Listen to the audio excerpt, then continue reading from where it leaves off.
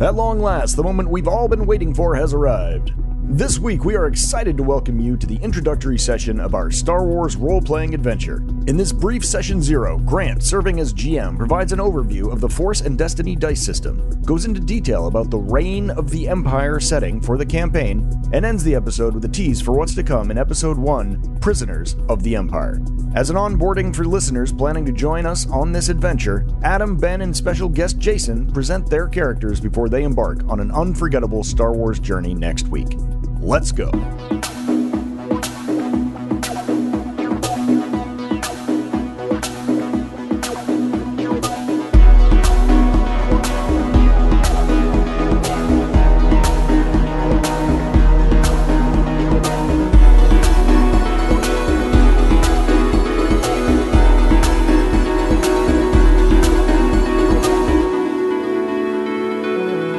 All right, welcome to another week of Cantina Chronicles. This is a weekly Cantina Crawl where usually it's, we go across the Star Wars galaxy and we have delightful discourse about all things Star Wars, including news, notes, and theory, synthesizing all media. We contextualize your canon. We are your landing pad for all things Star Wars, and we'd be super grateful if you would like and subscribe on your podcast platform of choice. Usually we're just going to chop it up, but we have a very special podcast that's kicking off a series of special podcasts. And with that, we have a very special guest in Jason Rosario. Welcome, Jason. Welcome back. Hello. Thank you. It's great to be here again. Good to see all your wonderful faces. It is quite a murder is back together. I know. Yeah, good to have you back in the bar. We used to do these things on YouTube and you'd see our mugs the whole time. And now I feel like you're missing out. We stopped doing it because we didn't want to. Yeah. And then and our numbers went up. Yeah, but it's we got quite a murderer's row here. I love all these people and I'm really excited about the next thing that's going on. Grant, do you want to explain one of the reasons why Jason's here? Oh, yeah. So we have cooked up something special for you guys out there in the galaxy. We are finally doing a Star Wars role-playing game on the pod as individual episodes. Each session will be an individual episode. Right now, it's Adam, Ben, Jason, and myself GMing, and we're happy to add more players as it goes, but we really want to experiment and see what this is like as an episode, as a session per episode kind of debut of doing a role-playing game as a pod, which is very cool and very fun. And we're going to be using the Force and Destiny system. If you're familiar with Age of Republic or Edge of the Empire or Force and Destiny, it's a 6-die system, and there's a triumph die, there's yellow proficiency dies, there's ability dies, there's boost dies. Are the good dies? They're dies that you are hoping to roll to get successes, and then there are negative dies, challenge die, difficulty die, and setback die that are going to disrupt those successful rolls and sort of like create, negative consequences to your actions, which is very interesting and very different from sort of a D20 D&D sort of rule set. And it's very exciting because in Star Wars, you can do something great and you can have a lot of success in your role, but then a tinge of darkness can enter that role too. And players can use good force energy, and the GM can then convert all that to dark force energy and really disrupt the players in that way too, which is extraordinarily fun. And I can't wait to dive into it with you guys because it's a fully fleshed out campaign. It's going to be 12 episodes long, and we'll try not to divvy those up into 2 parts. We'll just kind of try to crank through all 12 as fast as possible and try to streamline it and keep it in media res and fast and bombastic like a Star Wars film. And we're not going to slow down if something gets too complicated. We're really just going to try and brush over it with narrative and organic narrative and sort of push the players forward in whatever they're trying to do in a way that feels cinematic, right? We really want to capture that Star Wars feel. And what's so fun about this game is that we're going to be planet hopping. We're going to be going around the galaxy to all new worlds. There are, just like there's 12 episodes, there are 12 bespoke all new planets in this campaign. It's all new, just like George Lucas intended, like new worlds, new biomes, new places, new adventures constantly. There will be lots of legacy material in the campaign as well, but just really excited to dive into it with you guys. And we can I don't know if you guys want me to elaborate on the setting and the tone and the time and place of the story, or you guys want to sort of dive into maybe some of the characters you've been working on? That stuff's all going to be super exciting, and I do want to.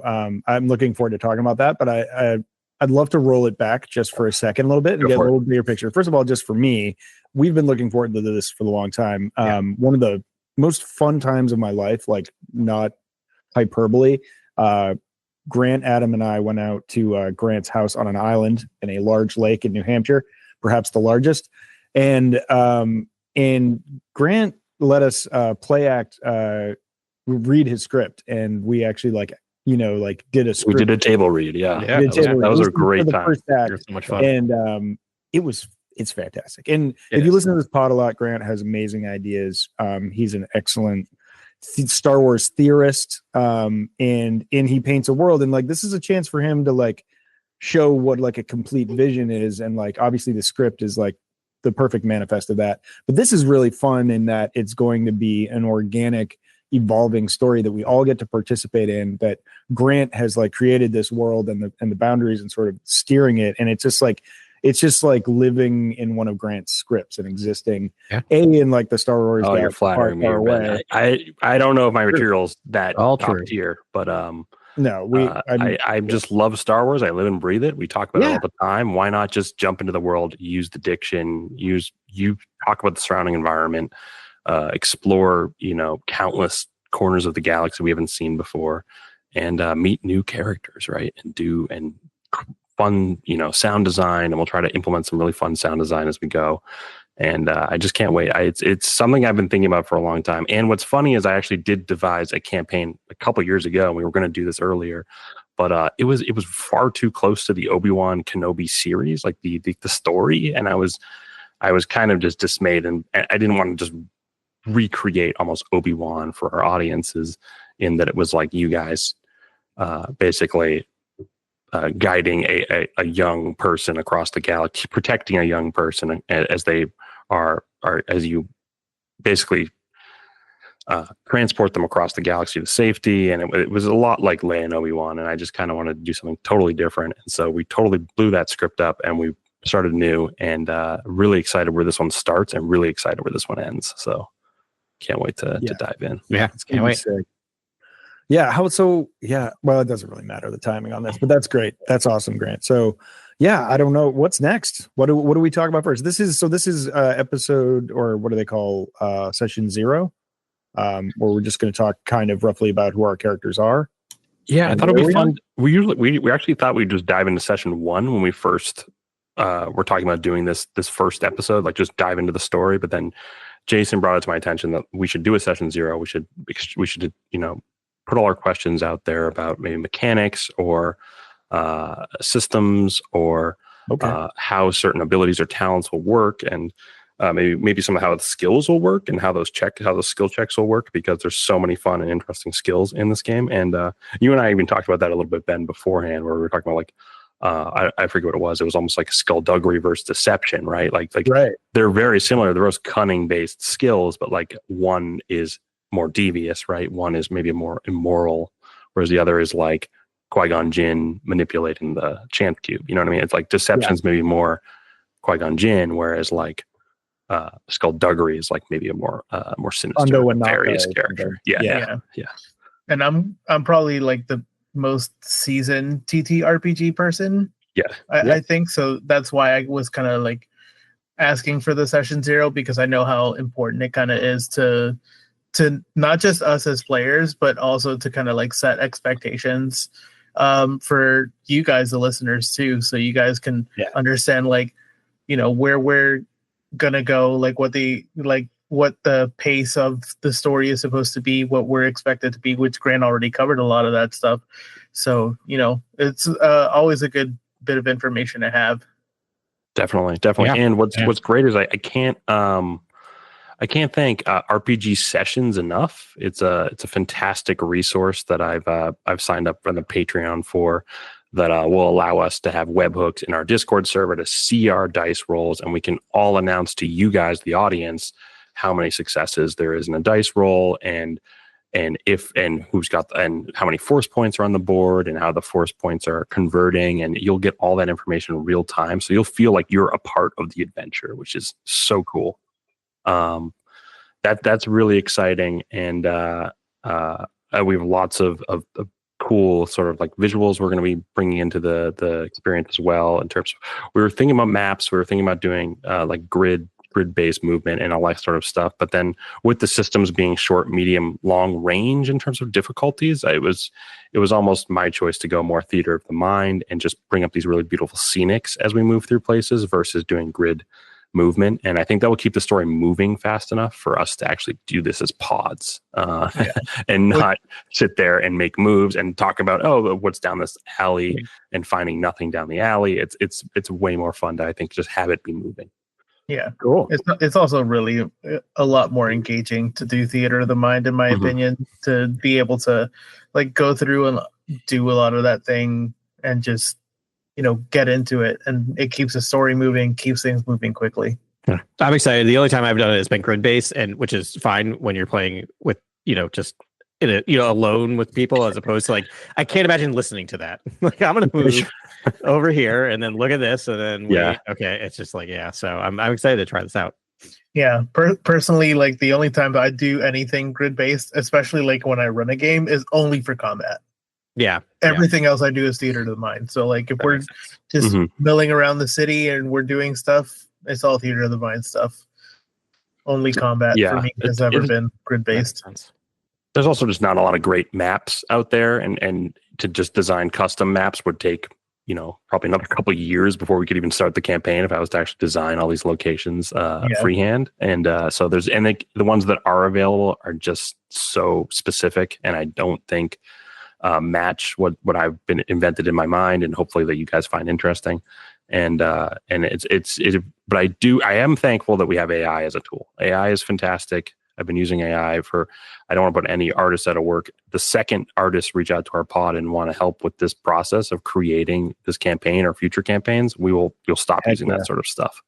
But right now we're using some of it, and it's super helpful for sort of setting up custom biomes and giving you guys a visual sense of where you are and what's happening around you. So so super thankful to those tools, and RPG sessions is going to be great too. Mixing it all together. And for listeners that haven't done campaigns like this ever, I'm your avatar because I've like really never done this. So I'm going to be asking a lot of novice questions, and hopefully that will help keep the audience that's like me up to speed, and hopefully I'll be able to follow along without crashing the pod. Yeah, and I'm closer to Ben than I am to these two other guys, because I've only done it once or twice before. So I promise you won't die in the first two sessions. I'll be careful to make sure that things go accordingly. That might be a challenge. I'm notoriously unlucky. But it is fun to feel some peril and some stakes in a Star Wars campaign, though, at the same time. So do expect some grave injuries, some critical injuries, things like that. It's definitely going to happen. Star Wars, someone's got to lose a limb, right? Yeah. Hey, we don't know. I wonder what's in store for maybe one of our Jedi characters here. But there's only one. Yeah. I know. I was actually pretty surprised that we only have one Jedi in this group. So, you know what? And I only took it because no one else did. Yeah. Oh, it's kind of amazing. I think we get what's going on, and I'm trying to be a little bit of a different kind of Jedi too, because I think it's just like, I don't know. We're all grown men, and Ben and I had some talks about sort of the Jedi arc and maybe what we can do to spice it up. And we're really interested, I think, in what a Jedi is as a protagonist who's not, you know, just lawful good, and also not evil, like just someone who just is doing some really interesting stuff. And maybe, kind of like Rael Averross. Maybe that's like actually a little bit. That's actually probably going to be pretty close. Like I just thought of him. But I'm like, definitely not Yord. Yord would be like one end of the spectrum. Yeah. And, or maybe something closer to the Quinlan Voss series we've all been, you know, but not as heroic as Quinlan Voss. That's what I mean. Like, it would just be too, you know, it just we'll do something new. It'll be fresh. Being the butt chin hero Jedi. That'd be easy. Yeah. I guess I'll set up the setting a little bit here, and then that's I think a better thing to do before we get into characters, because then you guys can talk about your characters after we've sort of established what the setting is, right? So, love it. Our story is 16 BBY, 50 BSI, but 16 BBY. This is nearly 4 years after Order 66 and the creation of the Galactic Empire. It's a Reign of the Empire era. This is some of my favorite stuff in Star Wars, and what I think is the most fertile ground for Star Wars storytelling is sort of when an oppressive regime is in power and everyone's rebelling against it and sort of pushing back. That's always been the most fertile area for me, and I think that's how wars start, and wars that are for just causes start. And I think it's also a ticking clock to when we do our next campaign, and we maybe explore like the age when the Sith Empire ruled the galaxy. Mm-hmm. So Lucasfilm, hear us now. This is a ticking clock. We will be doing that campaign next. So think about that. We will be entering that era and putting our flag down and doing all new stuff there after this, if this is successful, right? Historians of the New Republic have labeled this period the darkest hour of the Empire's decades-long rule. The daring and courageous Rebel Alliance has yet to assemble. The Jedi Knights have been hunted to extinction, their temples plundered, databanks erased, and artifacts vandalized beyond recognition. It's a time when the Empire's tide of oppression spreads across the galaxy unopposed. Its vast military committing horrific acts and exploiting resource-rich worlds, creating checkpoints, filtration camps throughout the galaxy, and conscripting those detainees into their ranks, sentencing them to labor facilities, or in most cases, designating them a threat and terminating them on sight. And you guys are one of those detainees, and you have just begun your cycles-long sentence. That is where our campaign begins. Nice. And so that's sort of a brief overview of where we are. It's just nearly 4 years after the creation of the Empire. I believe that might be around Solo, and it might be around Jedi Fallen Order. Like it might be around these sorts of experiences, right? Obi-Wan Kenobi, I think 5 is that 15 BBY? I'm not too sure, but no, that one is 10 or 9 BBY. That was a 10. Okay, all right. Yeah, like the 10 years have gone by. That's right. It's 19 10 years. So that's about 10. So this would be a little bit closer to Survivor. This is closer to Reign. The novel that just came out with Mask of Fear. Yeah. And I think actually, the novel that's about to come out more. So we'll actually kind of flesh out this era a little more. But yeah, Mon Mothma and Saw Gerrera meeting each other in caves, sort of era, being like, what the heck are we trying to do here? And Bail Antilles. Yeah. So that sort of stuff. Fun era, man. Yeah. And the Purge is the Purge goes on, right? Inquisitors are out still hunting. The Inquisitors are out there and hunting the Jedi as well. So you have the Inquisitorius as being fully operational and out there on the hunt. Really exciting. So are we going to wait till next week to tell people what we're in prison for? You guys are more. I think as we get into characters, maybe you guys can talk about it if you want to, and how it fits into your character, and maybe like why they got arrested doing that. But I didn't translate my Arabic that you sent me. I think yours is probably trespass. I think a lot of you have trespassing, and I think I think you have unlawful. Is it unlawful? Entry, right? I think it is. I forget what you were arrested for. Let me see. So we got these imperial arrest records. That's pretty amazing from Grant.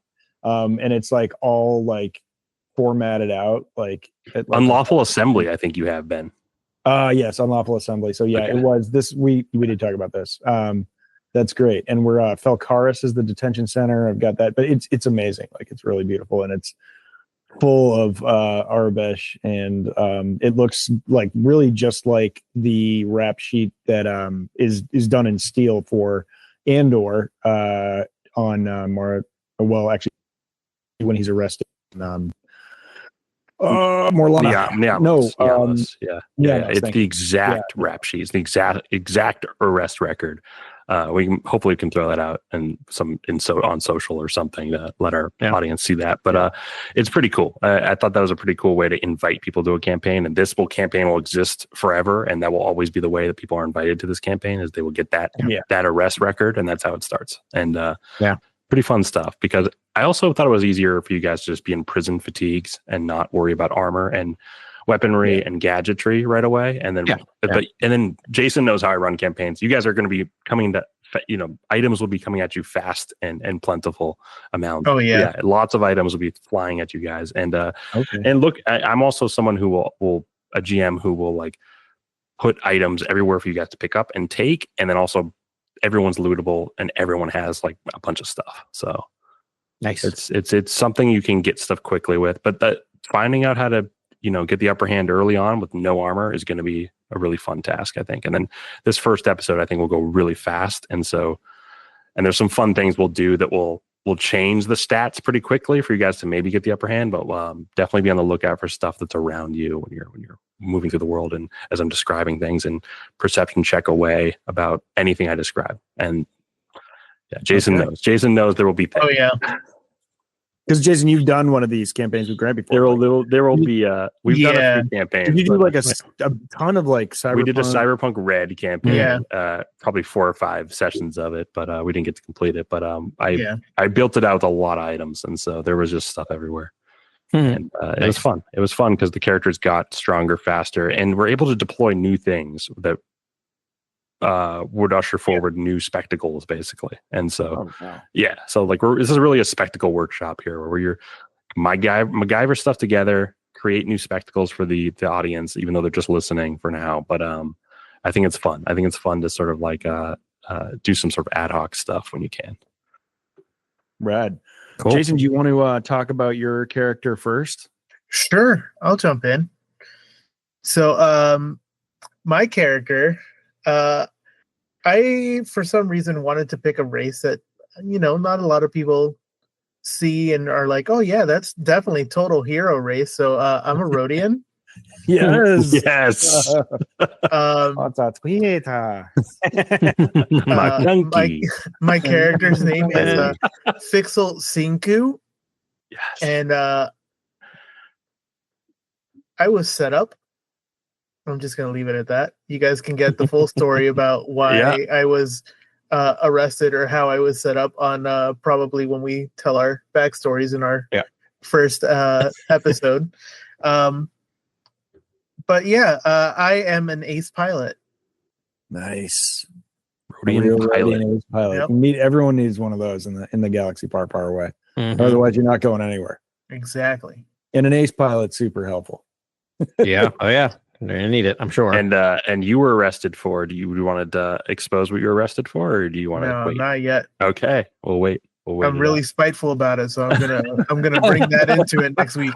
That's great. I added Rhodey as a bonus world too, just for you, Jason, in case some happenstance happens where we can, if you have any past relationships or family there, we can dig into that, because not explored enough, honestly. Not explored enough. It's not a main campaign world, but it's just a planet you'd think we'd see at some point. And maybe we do in Clone Wars. I have to go back and run it back, but it's a cool place, and it's a really cool species. And what are your species traits again? You have the dark vision, just like Adam, I think, right? You can see well in the night the night. So both you and Adam can see at night, and maybe Ben has to do a couple perception checks or use the Force or something. Yep. Or we could just tell him what. Yeah, I'll just be holding on to your belts. Yeah. Let me actually go back and check. I don't remember exactly what my things are. I'll just use the Force. Yeah, dark vision, survivalist, and skilled hunter. Nice. Very cool. What is survivalist give you? So survivalist gives me 1 rank in survival. Okay. All right. That makes sense. All right. So Rhodian pilot, Fixel Senku. Yep. Very cool name. Did you invent that name on your own? That's a fantastic name. I love it. I use the name generator. Oh, okay. I'm guilty of that too. It's tough. It's hard not to, honestly, because they're really good. They're really robust nowadays. But, it sounds better than a name generator could do. So I was just interested in that. Yeah. But very cool. Thank you for sharing that. Yeah, man. Adam, you want to go? Sure. So I'm Rog Gopt. I'm a Celestin. The best name. Yes. Also, name generator. Name generator. For sure. Though, what I usually do is run it like 10 times, and then choose the best first and last. A little bit of choice there. So Celestian. I'm a colonist / scholar / to get very specific, an astroarchaeologist. That I am. Very nerdy. At some point, we'll share the pictures we created. I somehow was able to create it. Oh my god, that gold! Absolute gold. People aren't ready. Yeah, it's not having used AI a ton. It took a lot. It took a lot to keep narrowing it down to be like, no, not that. No, not that. And then it started making like humans that looked weird. And I'm like, that's now I've broken the system somehow. But it was creepy as hell. You got there though. It's cool. It finally got there. Yeah. So I was arrested for illegally accessing a database, Imperial database, I believe. I will go into more of that during session 1. I am pretty much going to be an open book because I am not an adventurer. I'm not, very adventurous. I am scared. Don't want to be there. But I have skills for sure that we'll talk about. What else about me? No, that I'll save for somewhere down the line. Won't say or share that. And you're a navigator. Is that one of your traits? Yeah. Too? So my 2 traits are navigator and dark vision, just like okay. Jason. Yeah. That's cool. Yeah. Okay, navigator. That's helpful. Mm-hmm. Got to know. We can't get anywhere if we don't know where we want to go. That's true. I start with a rank in astrogation, which is helpful. Let's go. Go. It's always great when the ensemble has a gentleman and a scholar on board. Yes. So. Yeah. Indeed. Let's keep it simple. Yeah, and I know it's a stretch. It's a stretch playing a nerdy character. I'm going to somehow find the way. I'm excited. I can't wait. I just it's so much fun that we have a Rhodian and a Celestin already in the mix, and this is already turning out to be like sort of like what Andor didn't do, right? Like we are really putting aliens at the forefront of our story, and I love it. Honestly, I feel like it's refreshing that we're all mostly alien in this group, and I think Ben's going to complete the circle, and he's also not going to be a human being.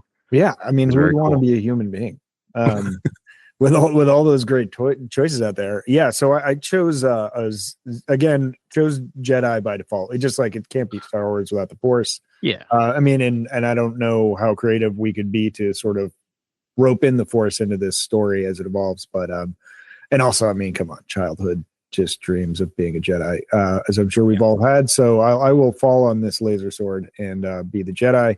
I chose Zeltron as my species, race. I don't know. Race feels like the wrong word for some reason. But, species is the terminology they use in the game. Species, yeah.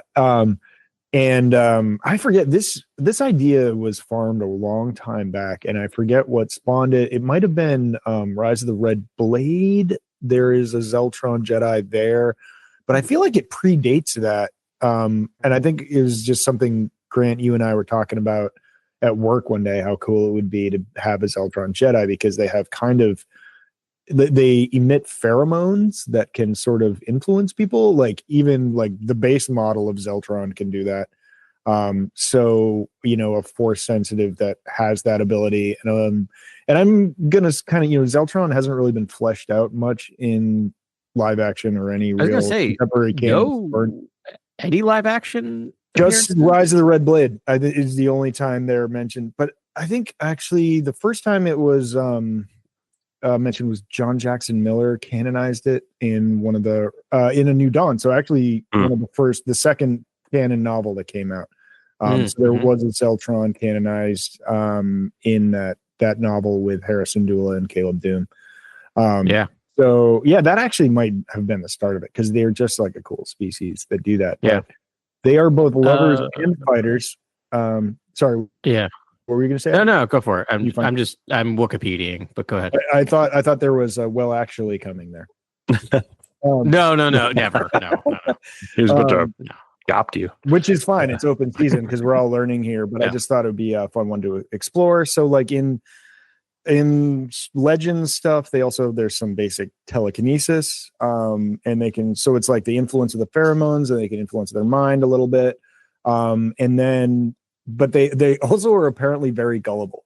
And I think Grant sort of reflected that in some of the early SAT stuff, whether accidentally, but it's like, I think that's kind of how we'll flesh out those points, which will be kind of fun. Yeah, we did our own homebrew mix of stats here because there's no Zeltron stats in the core rule books, and there's some in the FFG forums, and we looked at those, and then but we came to the idea that like it's brawn 2, agility 2, intellect 2, cunning 2, willpower 1, presence 3 was sort of where we landed. Yeah, so the willpower is sort of where that's like reflected a little bit. It's a little weaker in the willpower, but very high presence, mainly because of the pheromone stuff and things like that. And we gave you pheromones, which is add 1 boost die to your charm, cool, deception, negotiation checks. That I think was in the forums. I gave you empath, which is take double dark side points for any immoral actions, which is very exciting because I thought that would be really fun for our listeners to kind of see a Jedi who anything they do that's bad is going to be doubly bad for that Jedi, which is really, really fun in terms of alignment and morality and struggle and strain. And then charismatic we added as well, which is that was actually in the forums, and that's start with rank 2 in charm. So you're maxed out in charm as a skill right away, which is pretty cool. Really cool. Yeah. I definitely have a lot on my plate here to sort of understand, but then I know I'm going to have a lot to play with, which is going to be fun. And so just a little bit of the backstory, trying to sort of, again, not be just your Obi-Wan Kenobi superhero, is he's a Jedi's a sentinel. Sentinel, yeah. So, I get to be a Jedi. And I think this kind of works because this is how I survived the Purge, probably, was like, it's like shadow, undercover, underworld sort of existing Jedi agent. And so they focus on like investigation, subtlety, balance, stealth, detective work, perceiving hidden threats, tracking danger, things like that. Makes sense. The ones you would expect if anyone's going to survive the Purge. Yeah, it's like you kind of slide into double agent or like a second life pretty easily because you've seen a lot of underworld lives. It's kind of how I imagined that he slipped through that. But arrested, vaguely some sort of form of nonviolent protest gone awry, and got pinched. It should be an interesting character, kind of a detective, wanton nihilist Jedi. Fighting lost, hopeless, maybe losing hope by the rotation because maybe Jedi been crushed. And this is to like a very emotionally like bipolar sort of species, right? Like they're lovers and they are fighters, and they're according to what I've read about them, they're one or the other, and kind of just going back and forth between all that. And so I imagine that probably lots of pits of despair and trying to grab some euphoria along the way. I love it. I'm so excited, guys. This is like one of the most exciting things we could do, is basically just dive into a campaign. We could talk about Felkaris now, but I almost want to save the opening of Felkaris for the actual episode 1, explain it all then. But it is the most toxic planet in the galaxy. There is bar none. There's arzine, there's dioxis, there's every poisonous vapor on this world. And every breath you take is given to you by the Empire. They are filtrating clean air into your cells. You're very much living on borrowed time and borrowed air in this prison, in this labor camp. And it's a very different labor facility than what you've seen on Andor, on Narkina 5. It's a very different experience. And we really tried to, as I even talked to Jason about this, I really wanted to explore this, the idea of you guys being in prison in a new way, in that you're not just in the salt mines, you're not just in the machine houses, you're sort of doing something completely new that we've never seen before in a prison. And once you learn about that next week, I think we can talk about what you can do to get out of there. But it's going to be fun because I think it's a new dynamic we haven't seen in Star Wars yet in terms of a labor facility. Oh, dude, it is. It's genius. I mean, you think about Narkina 5, it's like, you're kept in place, like you talk about systems of control and like how harsh the Empire can be. And it's like the water hazards plus the electric floors, which are kind of ingenious and sick. And then this is great. It's this is a low gravity. Very air. Yeah. I just, and Grant, just points for the line. Every breath you take is given to you by the Empire. Wow. I love that. It's also a low gravity world where the binders on your feet are literally weighing you down to keep you on the ground, and they're magnetized to the magnetized floors. It's not so much that the floors are electrified, it's that they're magnetized. Almost everything's magnetized in this world because it's a gas planet. Everything floats upwards.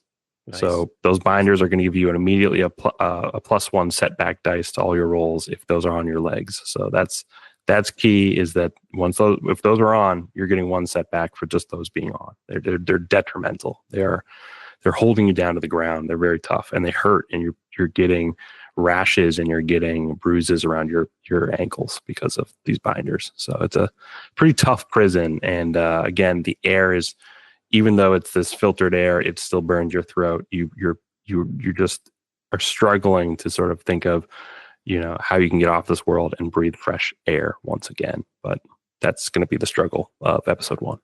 Great. Well, I think that's a really good teaser, man. And that's just like right into what it's going to be. I'm giddy. I can't wait to start. Yeah. This is going to be super fun. But why don't we call it there and call it a pod? Any last thoughts around the horn here, guys?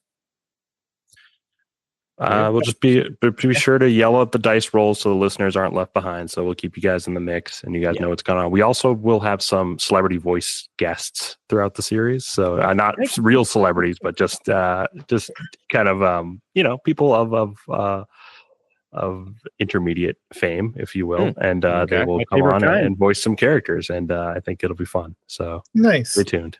Very fun. Brad. All right. Well, that's awesome. So next week, the campaign begins. Join us during the reign of the Empire, and we're going to have a blast together. Should be awesome. Thanks again, and we'll talk to you again next week at the Cantina, where we will be gaming on Cantina Chronicles.